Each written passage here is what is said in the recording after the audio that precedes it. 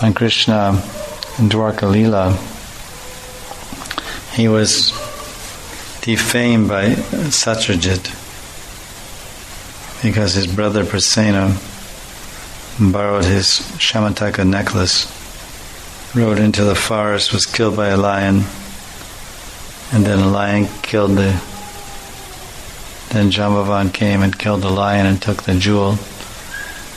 And then Satyajit spread a rumor in Dwarka that Krishna had killed his brother in order to obtain the jewel.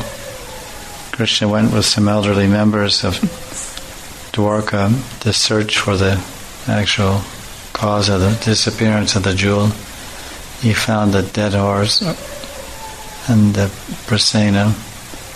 Then he followed the blood into the cave, and he told the elders to wait outside the cave till he returned.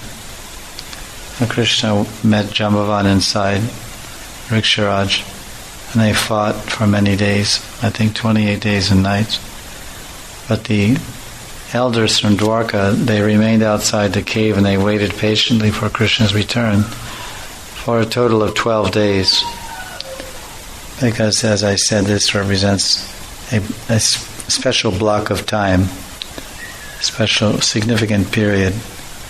Not 10 days, not 9 days, not 15 days, but 12 days is considered that they waited a millennium or a yuga. In other words, it was sufficient time. If they had left after 5 or 6 days, it wouldn't have looked good, or it wouldn't be convincing or conclusive.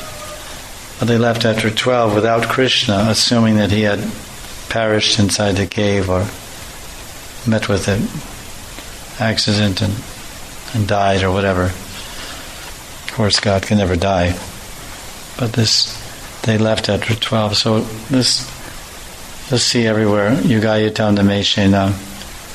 Lord Chaitanya was in Gambhir Leela in the last 12 years of his 24 years coming and going and living in Puri.